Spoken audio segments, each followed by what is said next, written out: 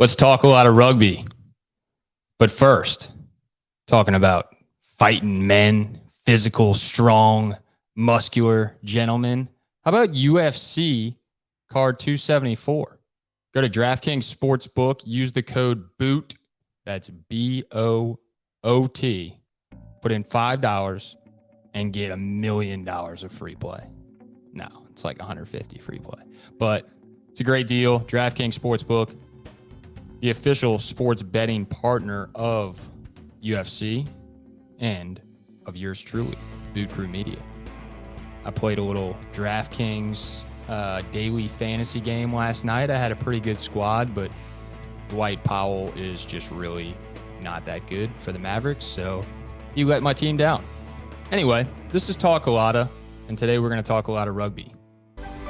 At Bear Law LLC, we have the privilege of representing victims and survivors that are oftentimes involved in catastrophic incidents that affect their lives. If anyone looking for a personal and loving relationship with law, I would choose Bear Law. At Bear Law, our goal is to turn victims into victors. Bear Law, 504-372-0111. Go to Bear, B-A-E-R, Law, LLC.com. Today's guest on Talk a Lotta is Devin Short. How we doing, my friend? Doing great, bro. How are you? I'm doing fantastic. It's great to have you. It's great to talk some more rugby, but first I want to let everybody know just by reading a little bit of your bio, who you are, and then give you the floor to kind of talk about, your experience thus far this season. I know it's not exactly the season, we were all hoping for. We know we could have won a couple more games, but we're going to talk about everything from Devin to the team to his workout routine. I mean, the man's jacked. He's trying to get more jacked.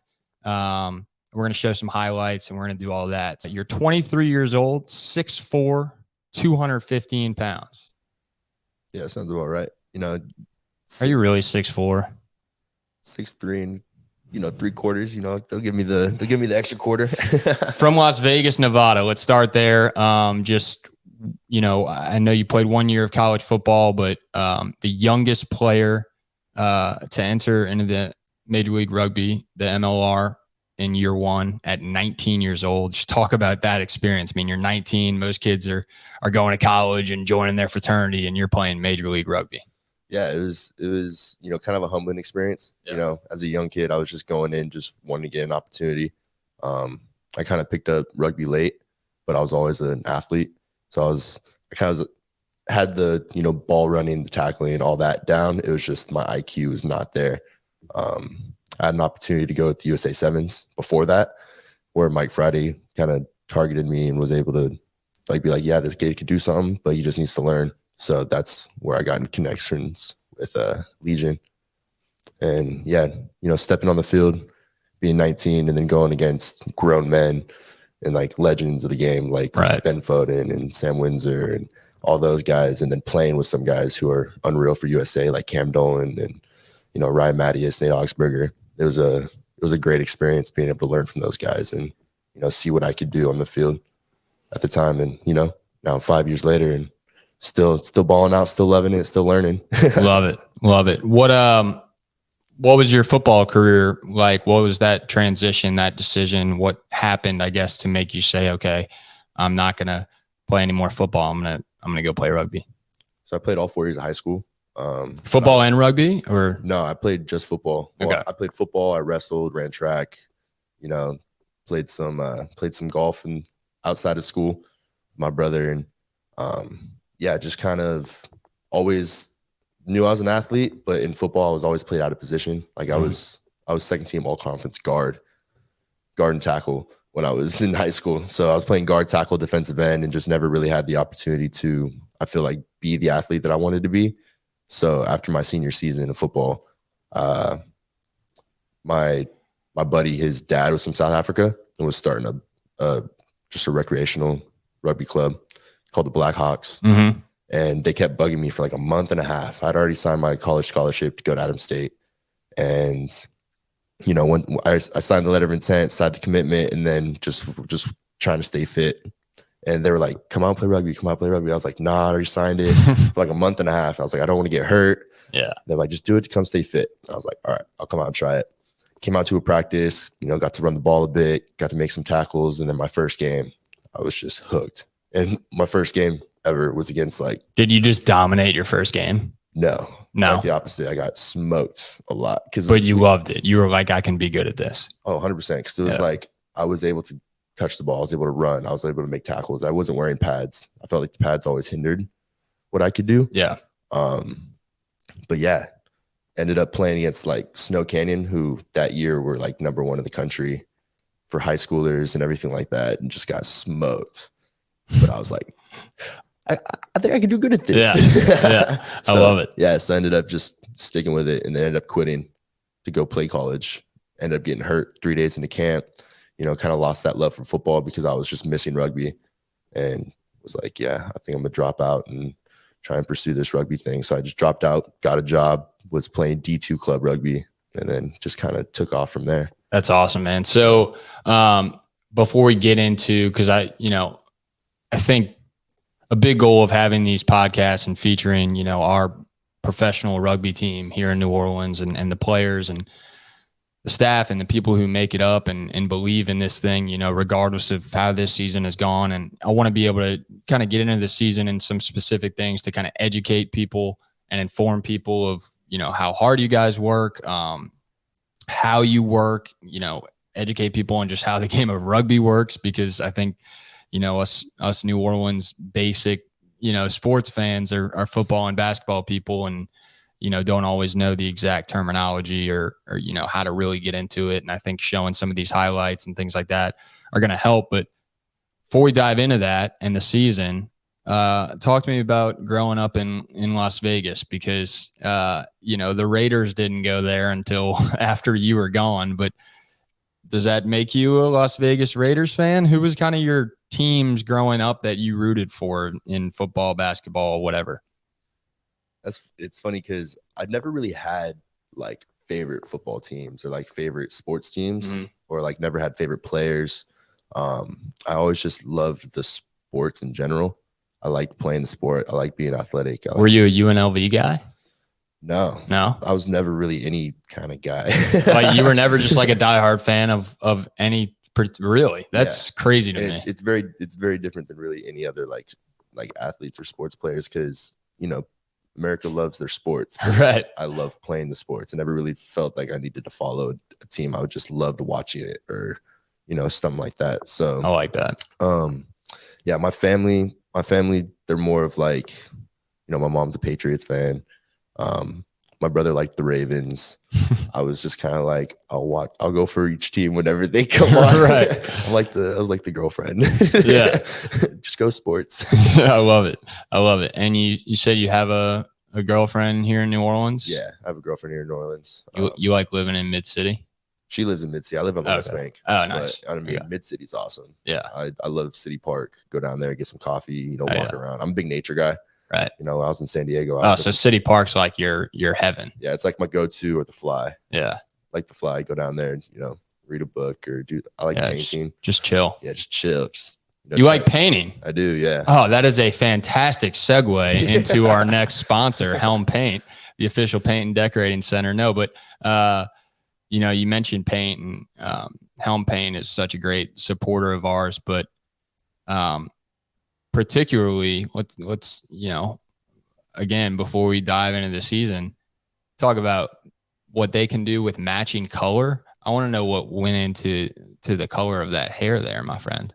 A whole lot of things that probably shouldn't go into hair, but all right, we'll save that for later. Save that for later. So the NOLA Gold Rugby season, right now we stand at 3-9, and the way the point system works, I'll let you break that down, because right now, in our Eastern, you know, the Eastern Conference, the Free Jacks are in the lead at 10-1 with 47 points. Rugby ATL 8-3 with 40 points. Rugby New York 7-4 with 37 points, and the Toronto Arrows 6-5 with 30 points.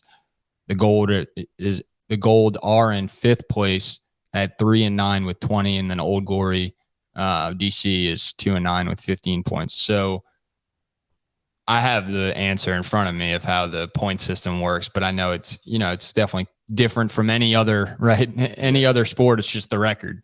And I guess in a way soccer has this aggregate thing going on, but explain the point system. And I know that, we are still technically mathematically possible. We need a lot of help and we need to win out, but just talk about the point system for me.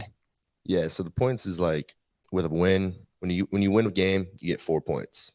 And then if you score over 4 tries, it's a bonus point. You can only max out at 5 points.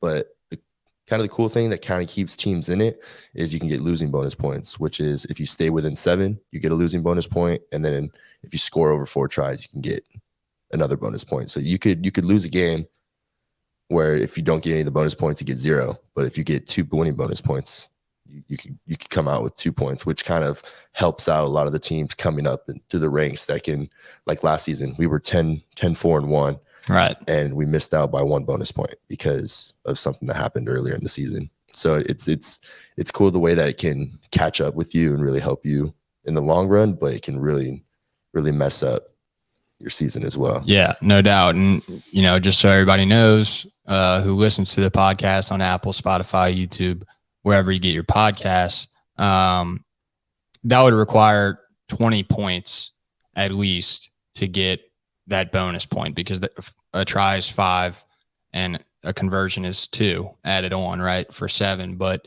let's say you miss all 4 of your conversions, but you get 4 tries, that's 20 points. If you win the game with those 20 points, that's a bonus point. So that would be a 5-point win. Yeah. You'd still get the 5 points out of that. So you'd get the 4 plus the bonus point. Yeah, because you just need to score the tries. You need 4 tries. Yeah. That's it. Awesome. Okay. We're going to take a quick break and we'll be right back with Devin Short after a word from Helm Paint and Decorating.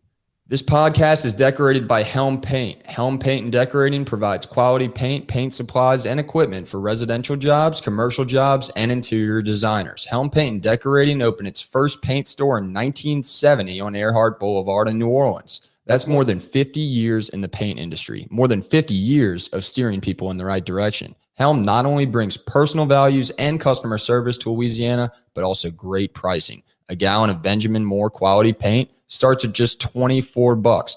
I don't even know another place to buy paint. I don't have any interior designers on my phone. Why? Because I just call 504-861-8179, or I visit helmpaint.com. That's HELM paint.com, the official paint and decorating center of Lotta. You say yeah, I say helm yeah. Mention the words Lotta Helm. That's LOTTA HELM for 10% off at the counter. Go ahead with what you were saying about painting. Speaking of Helm Paint. Oh yeah. My girlfriend, she's an artist and she majored in sculpting, but she does a lot of like canvas painting and everything like that, and kind of inspired me to kind of do my creative side, check out my creative side and everything like that. You got to get in tune with your creative side, man. 100%. It's a stress reliever. Yeah. Well, all through high school and all through like middle school, I was in band. I played clarinet. Oh, it's awesome. I was in major like marching band. I'm so jealous of people who can play an instrument, dude. I played piano and quit piano lessons as a kid, and I wish I never did. Yeah, that's what music's a beautiful thing. Yeah, like, it really is. And it's different when you could like play an instrument and stay in tune and stay in time with everyone and create this piece. It's a beautiful thing. But started to explore the painting side and everything like that, and I've really enjoyed it. It's a good way to get away from rugby, kind of take my mind off what's going on. And because when you're painting, you're just focused on what's on the canvas at that time. No doubt. Speaking of paint, dude, you're gonna need a little paint to cover up that that black eye there. Yeah. How'd that happen? This last weekend against New York, I went into a tackle on their 8 and just somehow caught a hip or something. And this is just an everyday event for a rugby player. That's character, What is it? What is the line in that movie? Holes, digging holes builds character. Yeah, exactly. Playing rugby definitely builds character. Taking a black eye definitely builds character. So Devin Short of the NOLA Gold Rugby team. We talked about the season. Just a a positive message, I guess, about the team and where y'all are at right now. It's bye week, so people get to spend time with their family, but obviously all roads lead to, you know, the final stretch of the season, and what's a positive message that your team kind of, you know, has, or a good vibe that y'all have to close out the season? You know, it really showed against New York, the quality of rugby that we can play. It's just, you know, we know that we could play that way. We know that we're able to play as a cohesive unit. So going into the rest of the season, we just need to keep that momentum rolling and be able to, you know, project this way instead of staying kind of the plateau or downward spiral, you know, because there's two ways that you can go. Like you said, you can either go up and like take confidence out of the performance that we had against New York, right, or you know, kind of look at our schedule and be like, oh no, we're done. And just, you know, just coast through the rest of the season. How much does the fan base at the Gold Mine on Airline, you know, folks coming down Airline Drive to see y'all and cheering loud, you know, during games at home, how much does that motivate you guys? Oh, it's awesome. Like, you hear the fans chanting, you hear the fans, like, we get a line break and you hear them explode. It just brings that extra little energy that you need to try and finish off the play, you know. I know as a 7-man, right, which is your position. I didn't mention that earlier, but Devin's a 7-man, a flanker. Yeah, open side flank, number 7. Okay, so what was it? What was the line again? Open side flanker. Open side flanker. Yeah. Okay, so you're involved in the scrum, but it's called a line out, or when my colleague here, Lala at Boot Crew Media, the first time she saw it, you know, she called it like the cheerleading routine, because that's kind of what it looks like when the players lift it up, line out over the, you know, over the head pass. Where is that position of flanker involved in that? I'm one of the main jumpers. So you jump? Yeah, I jump. I'm okay. One of the guys getting lifted. Damn it. At the end of the podcast, I wanted you to lift me up, but now I have to lift you up. I mean, I do both. So I lift, I jump, okay, do all that. I'm sure you can lift me up. I'm only like 175 pounds. So, but I don't think I can lift you up, bro. What'd your bio say? 215? Yeah. I'm sitting about 215, 218 right now. So. Yeah. But that's the cool thing about the line out too, is that, you know, a lot of the guys in the middle, like minus the props, they're doing their own thing. Yeah. They're mainly lifters, but like second row, back row, all of us can jump, all of us lift, you know. That's the cool thing about lineouts, is that you kind of have the set plays, and then within the movements, anybody can jump, anybody can lift. Love that. We're going to show a quick clip of Devin learning how to do a crawfish boil. Take a look. It's a great time to be at Royal Honda, where they have 80 pre-owned cars available for immediate delivery and 100 new cars, like the 2022 Honda Pilot EXL, Honda's flagship SUV. Boot Crew Media is driven and powered by Royal Honda at 5600 Veterans Boulevard in Metairie. Visit royalhonda.com to find your new year, new car today. I'm not a paid spokesperson. I'm just a customer who rises and sleeps upon the blanket of freedom that Honda provides. Come out 5 p.m. on Saturday to Clessy's Crawfish on the concourse. It's going to be a good one. Man, you're a natural advertiser right there. You know, shout out to Clessy's Seafood for how good was that crawfish? Oh, it's delicious. I love crawfish. I never had it before I came down here. It's amazing. I came down here and I've had it probably a little too much. Yeah, it's so good. It's so good. You got to get the right ones, the right size. I know Clessy's has great crawfish, and doing a homemade boil is honestly amazing too. Yeah, that's definitely something I want to do. Learn how to like do it yourself from scratch. Yeah, because I love cooking. So I could have a couple of little ideas that I just throw in there. I feel like would taste good. Usually, you come on over to the Lotta house, and we'll give you the whole tutorial. I'm here for it. We'll make it happen. A couple big plays for you. First off, your first try of the season. Stop my team! Coleman out and over, tries to bounce it to Feeks. He does, and then over to Cam Dolan, who gets it off to Devin Short, who puts it down over the line. That's another try for NOLA Gold. A combined forces effort from the backs to the forwards with a little trick play. What was that like getting in the try zone there? It's a great, it's always a great feeling, because even when you're chasing a game like that and you're trying to get back and trying to get, you hit the crowd roaring, you got your teammates running over, congratulating you, everything like that. It's a pretty great feeling. Yeah, no doubt. And then we're going to show this clip, which was a game-winning play by you on the defensive side of the ball, but give you a chance to describe this one after. Having Captain already with a try. Can he find the game winner? Outside trying to step through. Whippy again. And NOLA able to come away with it. Seattle not releasing after the tackle, and that may well do it. Big time, dude. So if they would have scored, they would have won. And just talk about every aspect of the physicality of that play, the momentum that they had there, and kind of how you were able to do what you did. Yeah, that's probably definitely one of my most favorite memories of my career. Playing against teams like Seattle, they're always a great team. They come out super physical, super fast, moving the ball well. Coming from San Diego, they were my rival over there. Right. But yeah, just that whole drive, that was probably our 15th phase of defense. We were all tired, right on the 5-meter line. They're driving, they're pushing, they're running hard. You kind of go into a dark place and you have to really hunker down. And am I going to quit right now, or am I just going to keep going? Am I going to keep working for the boys, especially in a moment where you're down 1 point or you're up 1 point, they score, you lose the game. We traveled all that way, especially with the way that we started off our season. It was going we really needed the wins as confidence boosters. And, for sure. That's what I was going to say. I mean, at a crucial time in the season when y'all needed a dub, what was y'all's record at the time? I think Seattle was our 4th or 5th game of the season. So okay. I think we were 1-3, 0-3. And that was on the road, right? That was on the road in Seattle. Yeah. And yeah, and they're 6-6 right now. Yeah. So I mean, they're in position to make the playoffs and make a run just like anybody else. Yeah, exactly. Yeah.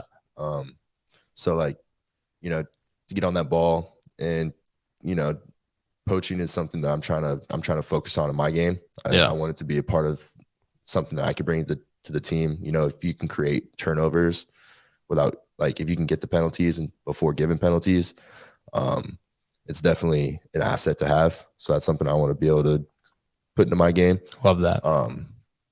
So being able to get that in such a crucial moment, and then the way that the boys just exploded after was just unreal. It's just I'm getting chills just talking about it, just thinking back to, how big of a moment it was. I really enjoyed that. No, that was a big win, and a huge play by you, and you should be proud of that, because that takes a lot in that heat of the moment, so close to the try zone, for y'all to come up with that stop and close out the game. So props to you for that, brother. And, it's been a pleasure talking to you, and obviously cheering on the NOLA Gold. We're excited about, obviously, the last few games of the season. I want to close out with something that's really interesting to me, and I think any athlete who tunes into the show, rugby player or not, and that is kind of the workout regimen of a rugby player, regardless of position. I feel like, and I'm somebody who's always, because of my just frame, always trying to bulk up. You're kind of the same way. I mean, you still have a ton of muscle on you, and obviously are way stronger than me and is a professional athlete. But you were saying when you came into the studio and you were trying to bulk up, but give me an example of kind of a work week for you when it comes to lifting and in the gym and conditioning, whether it's cardio, weights, CrossFit type training, or, speed training, or run through a week for me of maybe not specifically, 4 sets of 12, but I think we'll be here all day if you went that route, but you know what I mean? All right. Start with glute bridges. All right. It's, it changes whether you're in season or out of season. preseason, you hit the gym a little bit harder. You're doing heavier weights. Yeah. So maybe like, let's say like 3 weeks before the first game of the season, or 3 weeks before the first preseason game, what's your Monday to Friday workout? So we were working out about 3 to 4 days a week. Okay. We do our gym sessions in the morning, and it's more of like heavy lifting. We're trying to get strong in the preseason, with us also doing our fitness on the field. We do a little bit, heavier weights, a little bit lower sets or lower reps. But I've always loved the strength part of it. I've always been strong, so I liked pushing my body to see where I can get. You're a chest and tries guy, or you're a back and buys guy? Let's get down to it. Big legs guy. Oh, Devin Short does not skip leg day. Okay, give me a leg. Let's get specific on legs. Give me a leg. Your go-to leg workout. Let's say your trainer, your coach didn't put up anything on the board. You're walking into a gym with everything you can ask for, all the machines, all the free weights, all the squat machines and everything available, medicine balls, anything you need to work out legs is there. What are you going to do? I like warming up with like hamstring curls and quad extensions. Okay. Get the muscles firing, and then love that. Love box squats, or just like recreate like normal squats. Couple sets of box squats. Yeah, a couple sets of box squats. Some Bulgarian split squats. All right. What the hell is that? Because I knew there was something coming that I have no idea what that is. So you get the bar on your back and you put your. Can you like stand up and demonstrate? I could, yeah. Just without the mic. Just don't say anything and do a Bulgarian, whatever the hell you just said, and then come back to the mic and explain it. Okay. We can still kind of hear you anyway. Okay. Oh, okay. One of those. All right. Fires up the quads. Okay. Hamstrings. You really get it. It gets it burns. gets the booty going. And you can put, how much weight are you holding? You're holding like a medicine ball, or usually do barbell. Oh, barbell. Where you're holding it behind you? Yeah, on your back. Okay. So like in a and then you're doing like a what's the word? It's like a lunge. Yeah. Yeah, it's like a lunge, but like similar to a lunge motion. Yeah, with the bar or your foot on a box or right. Something like elevated. Yeah. Okay. And then just try and I like to get my knee as close to the ground as possible, but I don't like touching the ground. Yeah. I always see the ladies in the gym doing the leg extensions, and then like the leg extensions, right? Like quad extensions, and then the leg press. Mm-hmm. Yeah, leg press really loads it. Do you dive into those, or do you think those are a waste of time? No, they're good. Doing really anything is good. Yeah. It just kind of can be like what you're going for. Like, what's your least favorite leg workout? Everybody has one. Least favorite. I hate deadlifts. Yeah. I hate deadlifts because my back. I know. What's the point of fucking deadlifts? If it's not going to hurt your back, like, is it really helping your legs? Yeah. It helps with the explosive power, or like that time under tension, especially if you're going heavy, because it just hurts my back. Yeah, you have to really pull through it. Yeah. You gotta make sure you have good technique. Yeah. I got you. But what I've started doing that helps my back is Hex Bar Deadlift, because you can it stays more in a linear motion with your body instead of being pulled forward, especially when you get into like the higher weights. Like all through high school, I did deadlift and everything like that. Ended up breaking the record for my high school with 605, but destroyed my back. Yeah. You're just a little high school meathead who just wants to work out all the time. And that's kind of how I am. And like with golf, all the strain on your back with playing golf. That's a lot of torque. And then trying to do some Ninja Warrior stuff. My sister was on American Ninja Warrior. She was on the show, awesome. And I trained with her and got really into it. And, but there was a heavy strain on my back, and then something fell through with the gym that we practice at, but we're trying to get back into it. I'm trying to get back into it. My sister's figured out a way to go work out ninja training stuff in a an attic of somebody's house who built like a mini ninja gym. And then also another friend of ours who has one like in their backyard. But that would be something cool to see like the rugby guys go at, because like no matter how strong you are, it's so much technique that like even the most jacked, like steroid looking dude, and obviously like you're like strong, naturally strong, you know, there's nothing really fake about like your frame.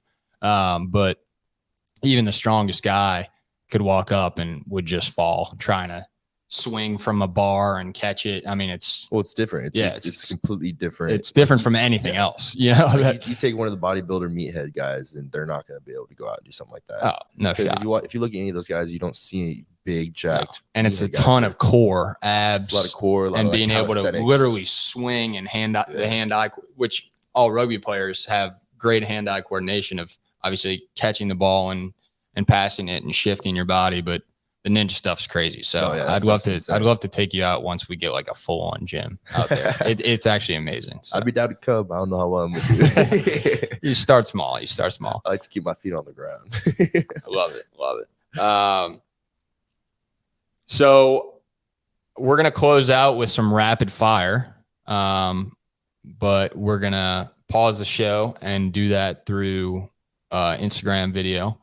And I want to give you the opportunity to close out here with just your favorite part of, you know, New Orleans in general. I know you touched on it earlier, but what's it like to be, you know, a kid from Vegas now in NOLA, you know, such a party city, similar to Vegas, but kind of, I think, more of a family atmosphere, would you say?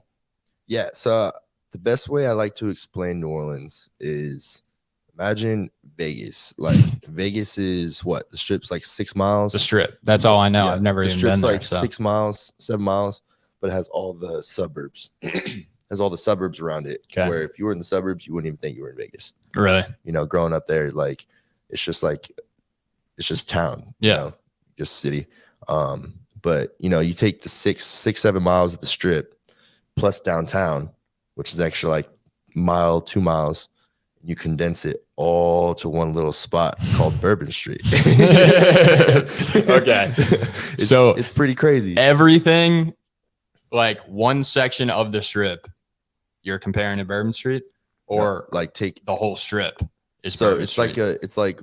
like downtown, like Fremont Street. Yeah. Is a very good representation or comparison to Bourbon Street. But like, is it safe to say there's really nothing like from a social life atmosphere, there's really nothing else to do besides the Strip in Vegas? No, there's a lot of outdoors there. Okay. Like there's a lot of hiking. Like if you want to go out on the town, whether it's casino or a club or just going out to dinner, like you're going to the Strip. Yeah, you go to Strip or you go to downtown. Yeah. Like if you want to like kind of get rowdy, kind of like see like almost the Bourbon Street atmosphere, you go to downtown, like Fremont Street. But if you're looking for more of like the high-end, classy, fancy, you know, big experience, it's the Strip. What's happening in Carson City, Nevada, the capital? I know every state capital, so that's the only really other city that I can tell you from Nevada. I've been one time, and it was when I was like 7. Are there a lot of dudes named Carson in Nevada? Probably Carson City. Classic. Yeah, all right, D Short, you're the man. We're going to finish with some rapid fire, and we want to thank our friends who you're going to leave with a $100 gift card to H2O Salon and Spa, so that anytime you need some more work done on that luscious blonde hair that you have there, you can get it from professionals at H2O Salon and Spa. So Devin Short of the NOLA Gold Rugby team, be sure to catch NOLA Gold's next home game, which is next week. We got DC. Old Glory, DC, May 14th, 7 p.m. at the Gold Mine on Airline. And then we have another home game following on May 21st. Against San Diego Legion. So 7 p.m. back-to-back Saturday nights, starting with next Saturday. Obviously, have fun at Jazz Fest. We are going to be talking a lot of horses later tonight with 2 experts on the show, as the Kentucky Derby is set for Saturday afternoon. Jazz Fest all weekend long. Jimmy Buffett's playing on Sunday. Looking forward to that. Mother's Day is happening. And again, H2O Salon and Spa, great opportunity to get mom a nice gift. Go get her a gift card. She can use it for a haircut, a facial, a massage. Their spa treatment is incredible. They do all that fancy stuff to make you look beautiful or blonde or cool or relaxed in the Why not all of it? You know? in the massage therapy section. So 4 more games left. Again, 2 at home, May 14th and May 21st, back-to-back Saturdays, and then 2 away against the Free Jacks and Rugby ATL. This is Talk a Lotta, where we talk a lot of sports. We talked a lot of rugby with Devin Short. And for Devin, I'm Jack, signing out. Peace and love. Thanks, bro. Peace and love, guys.